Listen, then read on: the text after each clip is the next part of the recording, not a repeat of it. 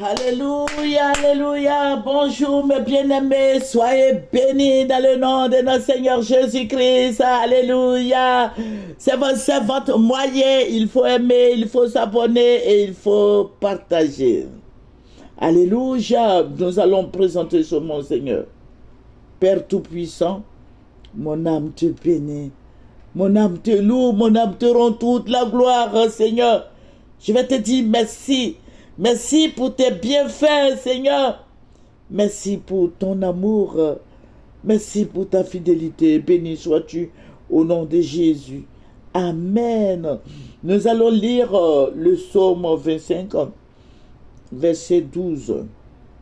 Quel est l'homme qui craint l'Éternel?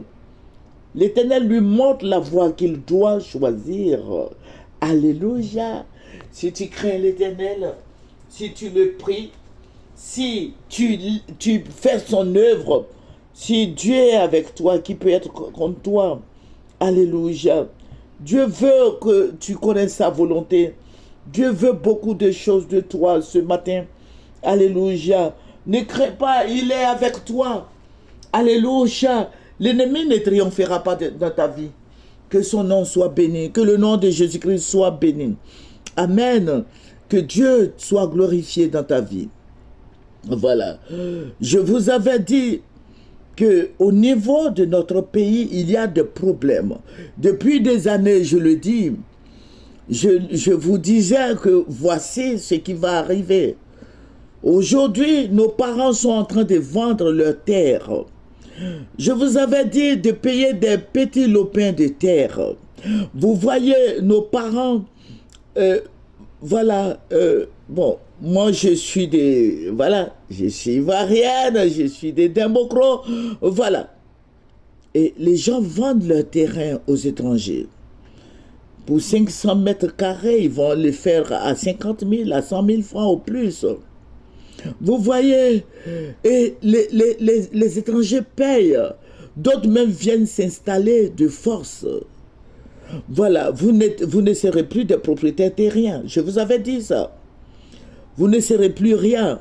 Parce que il y a combien d'habitants dans un village? Peut-être 500 ou 600. Et voici que les étrangers sont plus nombreux que vous dans les villages. Dans ton village, les étrangers sont plus nombreux que vous. Voilà.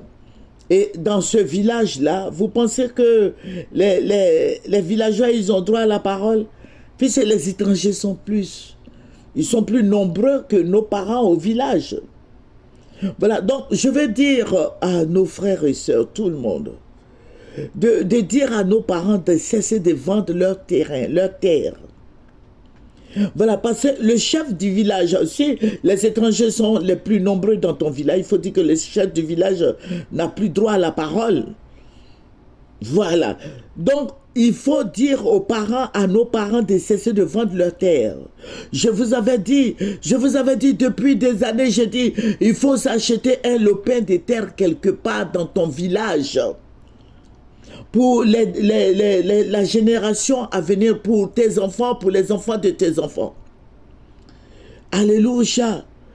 La Côte d'Ivoire, les étrangers sont plus nombreux que nous, les Ivoiriens. Voilà, mais ça, là n'est pas le problème. Mais le problème est que dans nos villages, les gens vendent de leurs terres. Voilà, donc il n'y a plus de propriétaire terrien. Parce que quelqu'un a enlevé ses 100 000 francs, il t'a donné pour 500 mètres carrés. Voilà, c'est chez lui, il est chez lui. Je vous avais prévenu depuis des années que vous allez habiter avec des Chinois, des Indiens, ceux-là même qui ne nous aiment pas chez eux, mais tu seras obligé de vivre avec eux parce qu'ils ont acheté ta terre. Et le gouvernement vient de nous dire qu'il n'y a plus de propriétaire terrien, que c'est le gouvernement qui a la terre maintenant de la Côte d'Ivoire. Voilà, le gouvernement a dépossédé nos parents de leur terre. Donc, il n'y a plus de terres qui t'appartiennent dans ton village. Désormais, quand tu vas vouloir construire, il faut passer par le gouvernement. Tu veux un terrain dans ton village, il faut passer par le gouvernement. Donc, chrétiens, parce que nous, chrétiens, là, nous ne sommes pas entrepreneurs. Il faut te réveiller. Il faut dire, si c'est pour moi, là, Dieu va faire. Ce n'est pas comme ça que Dieu travaille. Si c'est pour moi là, même si je suis dans la maison, Dieu va me trouver là-bas avec... Attends, c'est quelle pensée ça?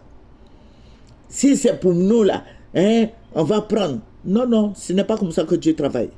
Dès que tu apprends ça, il faut aller dans ton village. Adresse-toi au chef du village.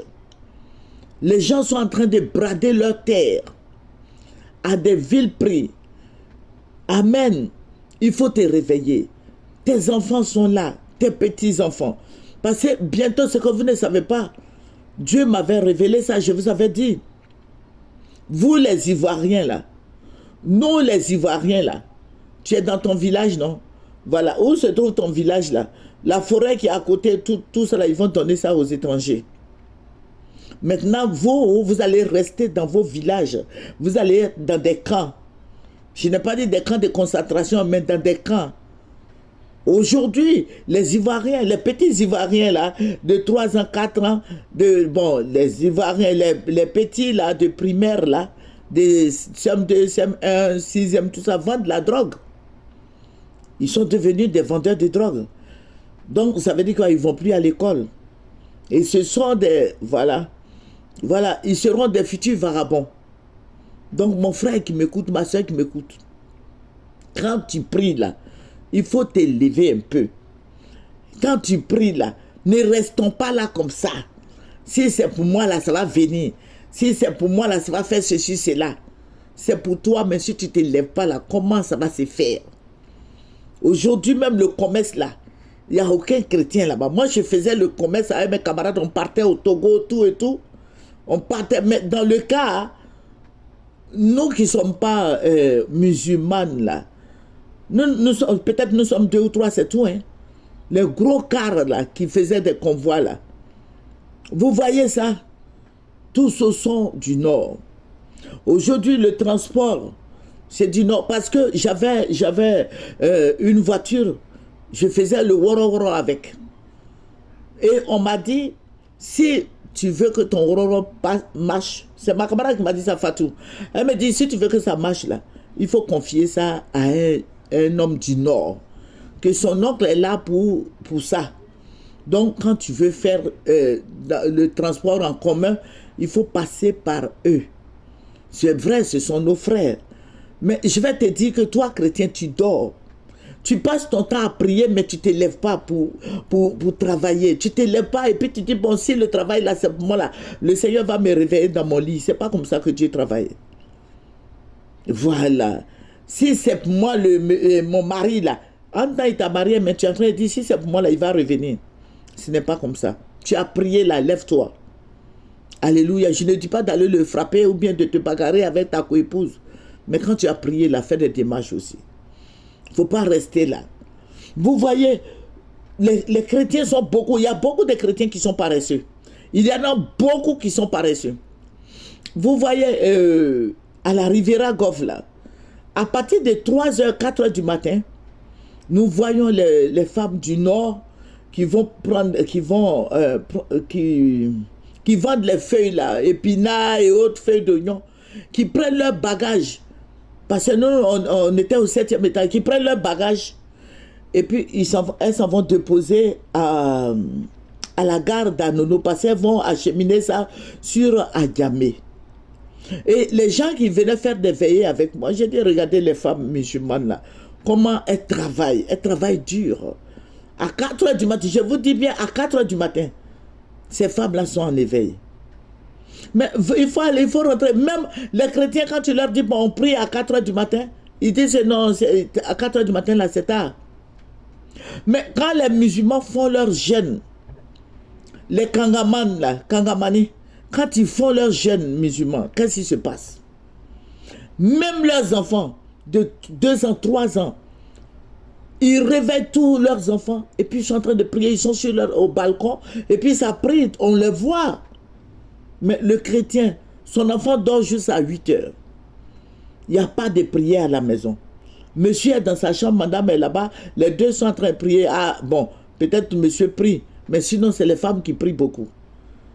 Et monsieur, lui, dort. C'est quand il se trouve dans les escaliers et puis il dit, Seigneur, merci pour la journée.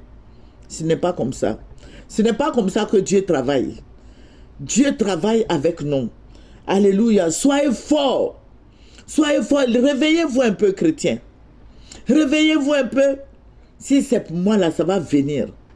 C'est pour toi, mais ça ne va pas venir comme ça. Il faut t'élever un peu. Les chrétiens ne sont pas dans le commerce. Les chrétiens ne sont pas dans le transport.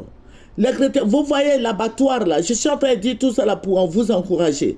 L'abattoir de Côte d'Ivoire là, de Port-Boué là. Il faut aller si tu trouves un Ivoirien là-bas. Il faut aller voir s'il y a un Ivoirien dedans. Vous voyez, Adjumani avait parlé de ça. C'est pour les Nigériens.